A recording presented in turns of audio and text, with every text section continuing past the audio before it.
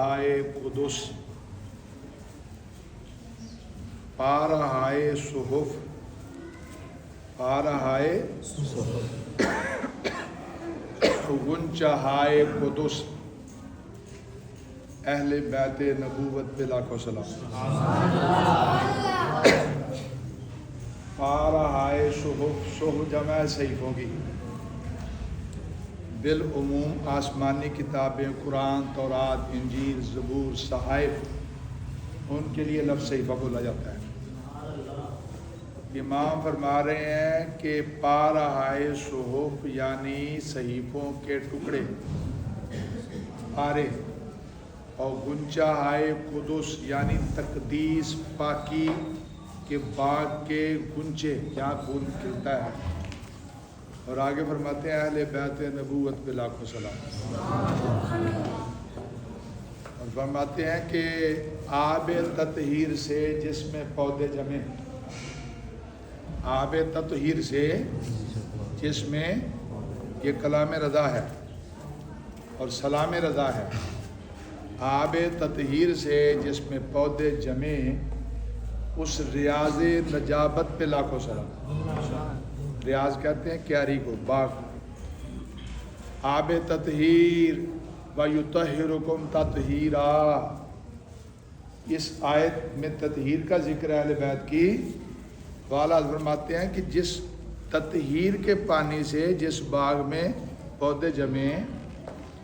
اس ریاض نجابت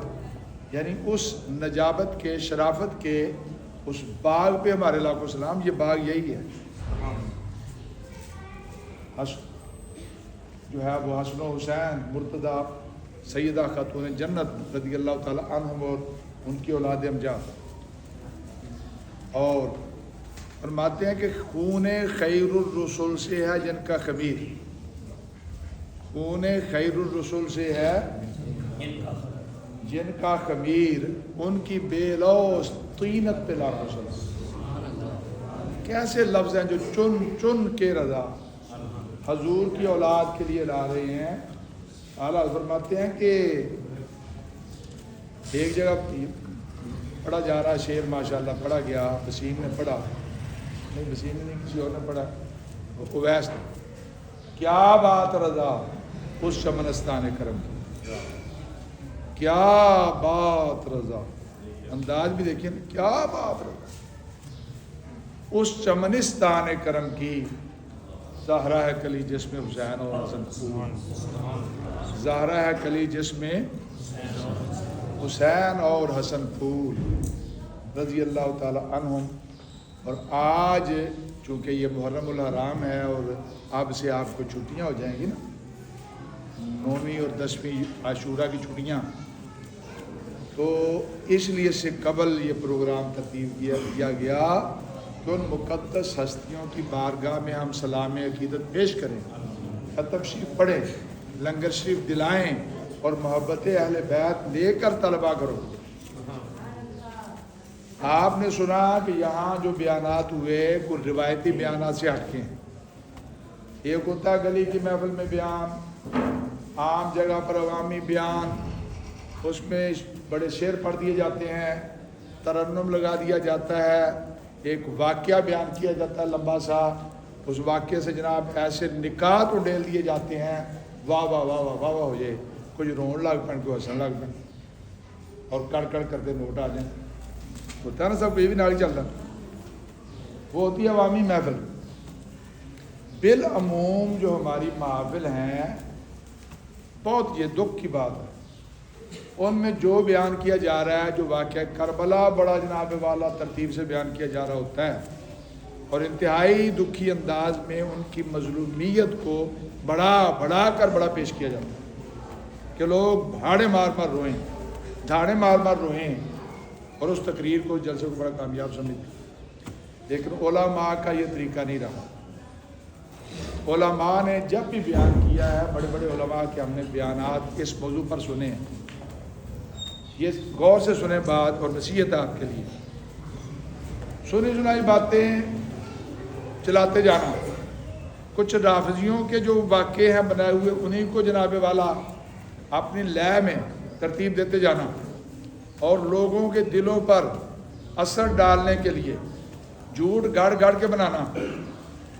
یہ اہل سنت کا طریقہ نہیں۔ ہم وہ بیان کریں گے جو کتابوں میں ہے، جو مستند ہے، جو حقیقت ہے، جس کا تعلق حقانیت سے ہے، جس کا تعلق سچائی سے، جو کوئی دلیل کی بات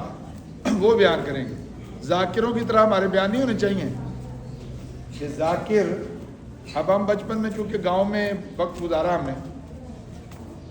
تو وہاں گرمیاں تھی، کوٹھے پر سوتے تھے، چھتوں پر سونے کی روایت تھی، اب کم ہے، دیہاتوں میں ابھی لوگ چڑھ جاتے ہو، تو ہم چھتوں پر چڑھ کے سوتے تھے۔ اور محرم کے ایام میں ہر سال ان کا نیا ذاکر ہوتا تھا۔ ہمارے گاؤں میں تیسرا چوتھا حصہ لوگ شیعہ ہیں، اور الحمدللہ میرے والد گرامی اتنے مضبوط تھے اور ان کے معاون اتنے مضبوط تھے کہ آج تک وہ گھوڑا لے کے اپنی چار دیواری سے باہر نہیں آ سکتے۔ آج تک انہوں نے کبھی گلی میں تازیہ نہیں نکالا، جو کرتے ہیں ان کو اندر ہی کرنا پڑتا ہے۔ لڑائیاں بھی ہوئی، تھانے بھی آئے، سب کچھ ہوا، والد گرامی نے چنگا سیدھا کیا، بڑے مضبوط تھے اس معاملے، اور ان کے معاون بھی یہاں آئے تھے، ایک دو ساتھی بڑے جاٹ سان ٹائٹ، وہ بھی جاٹ تھے اور اچھے خاصے تھے۔ بہرحال وہ بیان کرتے تھے، زمانہ اس وقت رواج تھا اوپر کے سپیکروں میں ہی کرتے تھے نا، ہماری تقریریں بھی اوپر والے سپیکروں میں، ان کی تقریریں بھی اپنے وہ جو آتے تھے ان کے ہر سال ذاکر پتہ چلتا تھا جی اس مرتبہ انہوں نے اس زمانے سے 1 لاکھ روپیہ 10 مہینے کا بقایا فلانا ذاکر بڑا بڑا ہے، اس سال یہ انہیں تو ذاکر آیا۔ ہم بچے تھے آپ کی طرح، تو کوٹھے پر سوتے تھے نا، تو تجسس ہوتا ہے نا، بندہ وہ سو نہیں رہے ہوتے تھے، سن رہے ہوتے، ایک دلچسپی جی بناتے تھے نا۔ اگر ایک ہی ذاکر 5 مرتبہ انہوں نے بلایا نا، اس سال بھی آیا، اور 10 دن اس کی تقریر، 10 دن روزانہ اس نے تقریر شروع کرنی ہے، اور جناب وہاں تک لے آنا ہے کہ لوگ رون لاگ پڑتے، ماتم شروع تو ذاکر صاحب کا کام ہو گیا، آدھا گھنٹہ یا حسین ٹھک ٹھک، یہ ان کا طریقہ ہے۔ ایک ہی ذاکر 1 سال بلایا انہوں نے، اگلے سال اس دن ٹھیکہ پھر 10 دن ہو گیا۔ اب اگلے سال جو بیان کرتا تھا وہ پورا واقعی الگ ہو جاتا، وہ نویں واقعہ سے نکلتے ہیں، اس سے اگلے سال بالکل ہی نئی تقریریں ہیں۔ اس بات وہ اگے سنی ہے نا، انہوں نے لوگوں ہونا نہیں، وہ یاد وہاں کو بنا دیتے تھے، مقدس خواتین کے بارے میں، وہ وہاں کھڑی ہیں، وہ وہاں کھڑی ہیں، فدہ آگے رکاوٹ بن گئی ہے، اور جناب والا ایک تیر آتا ہے اور یوں کیا جاتا ہے، اور جناب چیخ نکلتی ہے اور یوں ہوتا ہے۔ جناب ہر مرتبہ ایک نئی تقریر، نیا واقعہ، نیا انداز۔ کیوں کرتے ہیں ایسے؟ اس لیے کہ ان کا طریقہ یہ ہے کہ وہ واقعات گھڑتے ہیں، محرم سے پہلے 1 مہینہ نئے گھڑ کے بناتے ہیں، حقیقت سے ان کی کتابوں میں بھی نہیں ہوتا، یہ ان کا طریقہ۔ ہمارے ہاں احتیاط ہے، ہم ان کی مظلومیت کو بہت بڑا چڑھا کر بیان کرنا ہمارا مقصد نہیں،